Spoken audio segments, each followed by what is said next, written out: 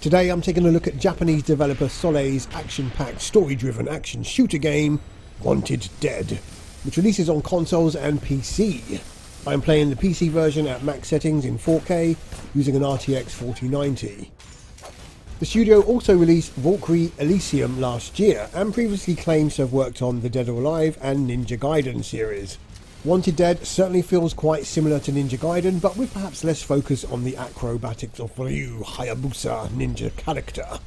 Instead, I am seeing a more robust and grounded cyberpunk retro character in Lieutenant Hannah Stone, who is based on the Swiss model cum actress Fee Marie Zimmermann. You can go look that up. Without going into story specifics, to avoid spoilers, there are a lot of inconsequential cutscenes that amount to little more than seemingly random moments and crazy dialogue beats at times. It certainly doesn't take itself too seriously, and wears its humour firmly on its sleeves in a very Japanese way, that is. I actually found these scenes to be totally watchable and endearing, making Hannah and her cohorts feel a lot more believable without the need to delve deeper into their personalities. Not everyone's going to appreciate the left field jarring moments, but within the opening hour or so, it's such a jagged journey, it's best to just take it all in, ramen eating minigame and all. Especially given the length of the first mission, which can take up to an hour.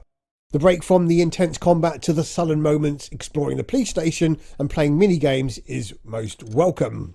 Looking at the basics, and Wanted Dead effortlessly fuses hybrid gameplay mechanics with satisfying swordplay alongside traditional firearms. The swordplay is fairly easy to master with unlockable combos, charge attacks, standard parrying moves and such like. Common ground for anyone familiar with melee-based combat in video games. The shooting is also pretty straightforward, that is with primary weapons such as the standard upgradable assault rifle the zombie unit Hannah works under issues to her. As you progress, stat-based items can be used to upgrade the effectiveness of the weapons. All pretty standard fare for a third-person shooter, aside from the fact ammo can be scarce if you decide to play shooter only, where picking up new weapons from your defeated opponents becomes mandatory.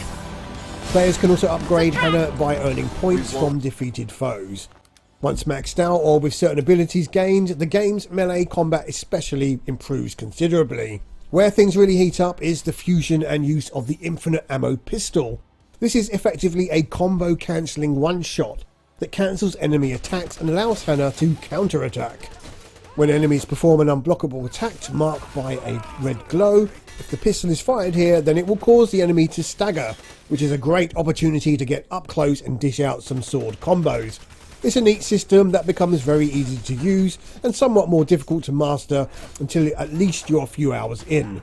Once it clicks, the combat becomes very enjoyable indeed as you max out your adrenaline gauge to inflict maximum carnage and receive less damage. Stringing attacks becomes like child's play as you take on groups of enemies. The enemy variety here is pretty decent, with a range of graded opposition that use different attack patterns. Some are armed with melee weapons, shields, others with ranged firearms. What is instantly noticeable is how mobile they are. They do react to grenades being tossed at them, and they don't always just stay put either for the sake of it. Some tougher ninja-like foes become common through the latter portion of the story, whereby some of these can take you out quite quickly. However, as mentioned, mastery of the parry counter-attack is crucial for success against these foes. What I noticed is Hannah has to move around a lot, much like Ryu in Ninja Gaiden. It's quite possible to run into the line of fire and close a distance for a melee strike, and perhaps some recovery of lost health if a finishing move is performed. It's this combination of either playing cover shooter and aiming for single headshots to thin out the opposition, to running in and slicing them up, playing the counter parry game that is very enjoyable through the 12-hour plus campaign. My play times is close to 19 hours on Steam. Wanted Dead isn't a perfect game as a throwback to 6th generation console gaming, that's Nintendo GameCube, original Xbox and early years of the PS2 era for those who don't know. Its retro inspired gameplay works and is fun to play, but it's let down by some seriously long gaps between checkpoints, which can be forgiven, and most notably really poor camera handling when in confined spaces, resulting in unfair deaths. There are some sections where Hannah will be attacked from an off-screen opponent, hence the need to constantly move around. When the character disappears when close to a wall, and during combat it's a little cheap. A wall fade would have mitigated this. That said, throughout the campaign I saw few other issues, which is great. Visually, Wanted Dead isn't the best looking game, but runs smoothly at either 120Hz, 60Hz using RTX 4090, max settings in 4K. Boom boom, I'm showing off a bit here. There isn't any ray tracing, and if I'm honest, the game looks a little dated at times. However, there is a decent number of unique looking locations, some challenging boss fights, even with a Tom Cruise lookalike, and as a retro throwback game, gets a pass from me, aside from the aforementioned poor camera. Some neat touches, such as blood splatter on Hannah being washed off in the rain, or via sprinklers set off from explosions, is a nice touch. It's also very visceral with its depiction of gore. Hannah's sword is suitably sharp, and it will often slice off heads, limbs, and even cut bodies in half. The context-based finishing moves are a joy to behold, of which there are 50 animations to discover.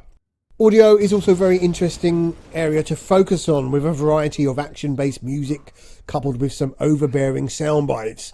The screams from the enemies gets tiresome pretty quickly. A shame more samples were not used to add some audio variation. However, it's the B-movie style voice acting which just feels natural rather than dramatic acting, if that's even possible or makes any sense, which is really fun to listen to. I loved Hannah's no-nonsense approach, and with a very unique set of supporting characters, including cats, offers some audio colour throughout. After beating the game on normal, there is a new Game Plus option alongside an additional Japanese hard mode, where there is no health recovery and tougher opposition. The story ends rather jarringly, and perhaps more is discovered if beating the game on tougher settings. I'm not sure of this as I didn't try. The ending does actually point to a potential sequel then.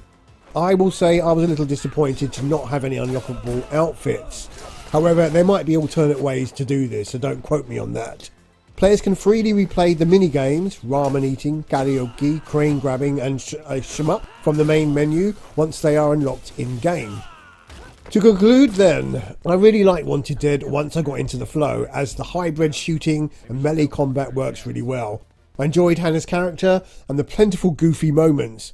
However, I think some gamers just won't get it, and frustrations with the camera and long checkpoints will dampen your experience. That said, Wanted Dead comes highly recommended for anyone looking for an old school challenge. Okay, Wanted Dead scores 8.5 out of 10. I'm Rob Cram. Thanks for watching. Suicide. Spoon. Then there was this crazy Russian chick, Kolchak. Some serious nightmare, if you ask me. They actually locked up a woman with you? No. It was me who got locked up with her.